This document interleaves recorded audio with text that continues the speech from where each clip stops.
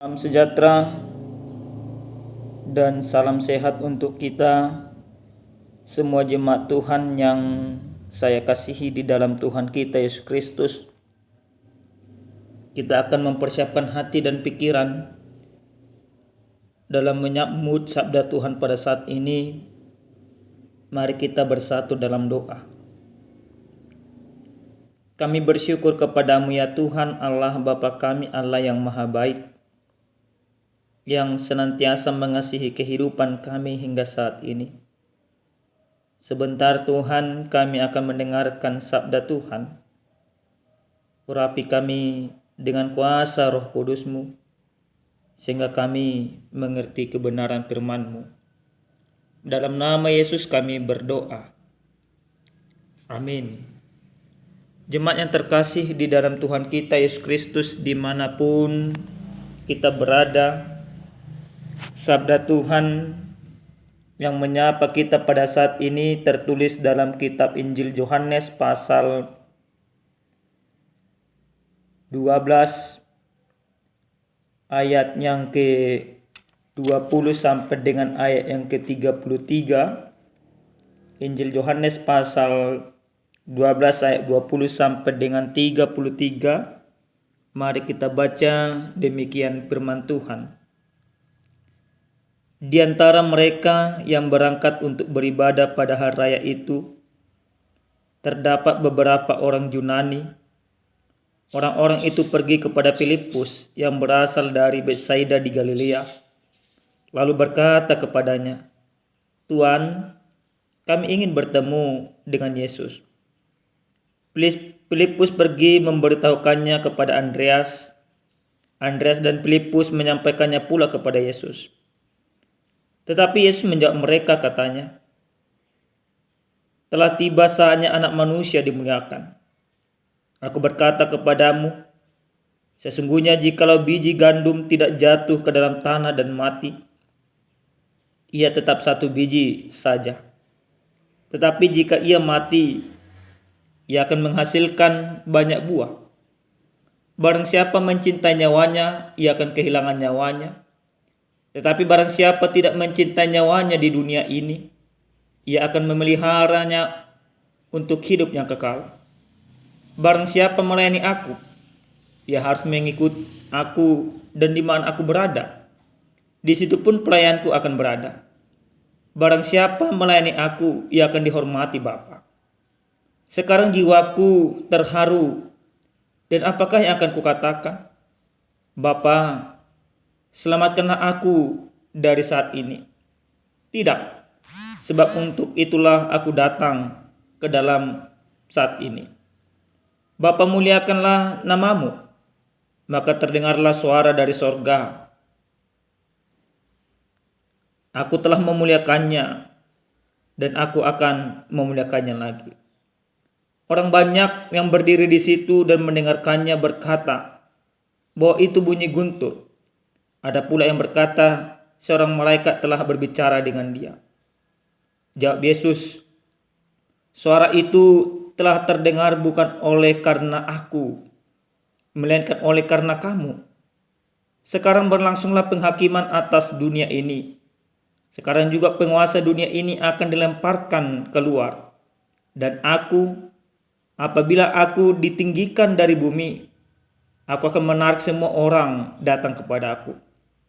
Ini dikatakannya untuk menyatakan bagaimana caranya ia akan mati. Demikian pembacaan kebenaran firman Tuhan. Jemaat yang terkasih di dalam Tuhan kita Yesus Kristus, di tahun 2015, tepatnya di tanggal 15 Februari, ada sebuah cuplikan video yang beredar khususnya di kalangan para pelayan, di mana ada 21 pekerja Kristen disandra oleh kelompok ISIS, dan mereka akan menghadapi hukuman mati. Mereka akan dipenggal. Karena apa? Karena iman mereka kepada Yesus. Tapi apa yang terjadi Bapak Ibu yang dikasihi Tuhan? Di dalam cuplikan video itu ketika orang-orang Kristen disuruh untuk menyangkal imannya, maka tak ada satu orang pun dari 21 sandera itu yang mau. Walaupun kematian sudah di depan mata. Bahkan ketika goresan pisau pemenggal sudah terasa di leher, darah sudah mulai mengalir. Tapi ada perkataan yang keluar dari orang yang mau dihukum pancung itu, yaitu kata, "Ya Rabbi, Yesus," yang artinya, "Oh Tuhan Yesus."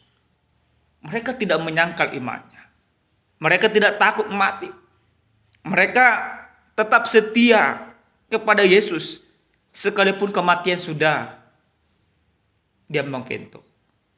Nah, jemaat yang terkasih di dalam Tuhan kita Yesus Kristus, di dalam kebenaran firman Tuhan yang sampai kepada kita pada saat ini, bagaimana Yesus memberitahukan kepada para muridnya, kepada orang-orang di sekitarnya tentang kematiannya yang sudah sangat dekat. Ketika Yesus akan merayakan perayaan Paskah di daerah Yerusalem, maka seperti kebiasaan banyak orang datang ke sana berbondong-bondong, termasuk orang-orang Yunani. Orang-orang Yunani yang sudah takjub akan mujizat-mujizat yang dilakukan oleh Yesus. Maka ada sebuah keinginan dari orang Yunani untuk bertemu dengan Yesus. Mereka meminta kepada Filipus dan bersama dengan Andreas menginginkan bertemu dengan Yesus. Tapi apa yang terjadi? Keinginan mereka untuk bertemu dengan Yesus tidak terjadi. Tapi akhirnya nantinya mereka melihat Yesus yang mereka ingin temui itu disangkakan, dituduhkan, bahkan disalibkan. Oleh karena pemberitaan kerajaan Allah yang dia sampaikan. Tapi itu akan terjadi seperti yang dikatakan oleh Yesus, supaya genaplah apa yang dinubuatkan oleh kitab para nabi. Maka Yesus memberitahukan kepada mereka supaya semuanya tetap mempertahankan iman setianya kepada Yesus. Lalu Bapak Ibu yang dikasihi Tuhan, bagaimana kita memandang pemberitaan yang disampaikan oleh Yesus dengan video yang kami katakan tadi? Seandainya hal yang sama terjadi pada kita, akankah kita tetap memperteguhkan atau tetapkah kita setia beriman kepada Yesus? Seandainya kita ditangkap dan ingin dihukum mati, apa yang harus kita lakukan? Mungkin ada banyak penyangkalan-penyangkalan yang terjadi. Tapi dalam kebenaran firman Tuhan ini, Yesus mau mengatakan seperti yang di ayat 25, barang siapa mencintai nyawanya, ia akan kehilangan nyawanya. Tetapi barang siapa tidak mencintai nyawanya di dunia ini, ia akan memeliharanya untuk hidup yang kekal. Yang artinya Bapak Ibu yang dikasihi oleh Tuhan kita Yesus Kristus, penganiayaan terhadap orang Kristen boleh-boleh saja terjadi. Seperti yang terjadi di Timur Tengah tersebut. Seperti ke-21 sandera yang akhirnya dihukum mati. Tapi mereka tidak menyangkal imannya. Mereka tidak mencintai nyawanya. Tetapi mereka mencintai Yesus dengan sungguh-sungguh. Maka apa yang dikatakan di dalam ayat 25 itu mereka lakukan. Barang siapa mencintai nyawanya, ia akan kehilangan nyawanya. Mereka tidak mencintai nyawanya, tetapi mereka mencintai Yesus. Sehingga walaupun kematian sudah diambang pintu, tapi mereka tetap setia kepada Yesus. Bapak Ibu yang dikasihi Tuhan, ini hal yang sangat menarik yang harus kita pahami bersama. Yang mana Tuhan mau mengatakan kepada kita bahwa Kristus yang dimuliakan itu memberikan jaminan sekalipun kita kehilangan nyawa di dunia ini. Tapi kita percaya Yesus akan senantiasa menyertai kehidupan kita. Yesus akan senantiasa mengasihi kita. Yesus senantiasa berkarya di dalam kehidupan kita. Maka Tuhan mau katakan yang pertama dari firman ini, supaya kita selama kita hidup, kita senantiasa berkarya dan mempermuliakan Tuhan di dalam kehidupan.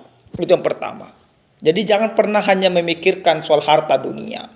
Jangan pernah hanya memikirkan soal jabatan semata. Jangan pernah memikirkan soal kehormatan semata. Tetapi yang kita pikirkan di dalam kehidupan dan yang harus kita lakukan adalah bagaimana kita berkarya untuk kemuliaan nama Tuhan sebagaimana Kristus yang telah berkarya. Yang kedua Bapak Ibu, dari firman ini kita mau belajar, ternyata tidak semua orang yang mau bertemu Yesus menyukai Yesus. Kita lihat orang-orang Farisi. Kita lihat orang-orang Yunani yang justru bertemu dengan Yesus, justru mereka juga mengkhianati Yesus. Nah, di tengah-tengah kehidupan kita juga sering sekali Bapak Ibu seperti itu. Tidak semua yang datang ke gereja itu orang-orang kudus. Tidak semua yang datang ke gereja itu adalah orang-orang yang benar-benar punya kerinduan kepada Yesus. Banyak karena melihat muka, banyak untuk memamerkan keadaan, banyak untuk memamerkan harta dan jabatannya. Nah, tapi kita orang yang percaya, ketika kita bertemu dengan Yesus di dalam kehidupan kita lewat karya keselamatan yang sudah kita terima, maka itu mendorong kita untuk senantiasa sungguh-sungguh mencintai Yesus di dalam kehidupan. Yang ketiga Bapak Ibu yang dikasihi Tuhan, dari firman ini kita mau belajar bagaimana kematian Yesus memberikan kehidupan yang baru bagi kita. Apa yang dikatakan oleh Yesus dalam kebenaran firman Tuhan dalam ayat ke-24. Aku berkata kepadamu, sesungguhnya jikalau biji gandum tidak jatuh ke dalam tanah dan mati, ia tetap satu biji saja. Tetapi jika ia mati, ia akan menghasilkan banyak buah. Yang artinya Bapak Ibu, kematian Yesus menjadi kehidupan yang baru bagi kita sehingga kita diselamatkan.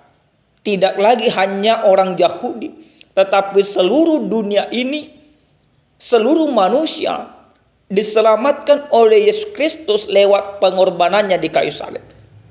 Buah-buah yang baru, iman-iman yang baru terjadi lewat karya keselamatan yang Yesus berikan. Dan yang terakhir Bapak Ibu yang dikasihi Tuhan, firman ini mau mengajak kita, orang yang percaya kepada Yesus harus hidup di dalam pengorbanan. Bagaimana di dalam pendahuluan khotbah yang kami sampaikan tadi, mereka percaya, mereka berkorban, mengorbankan nyawanya, mengorbankan dirinya.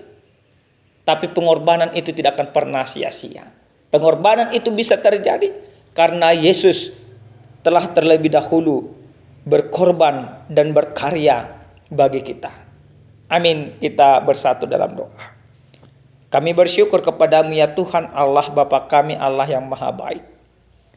Untuk segala kebaikan dan karya Tuhan dalam hidup kami, benar ya Tuhan, bahwa Engkau telah berkorban bagi kami. Terima kasih untuk seluruh pengorbanan-Mu. Ajar kami untuk senantiasa berkorban di dalam kasih, sehingga kami menunjukkan karya Tuhan yang benar-benar nyata dalam kehidupan kami. Dalam nama Yesus kami berdoa. Amin. Salam sejahtera Bapak Ibu. Tuhan Yesus memberkati kita semua. Shalom.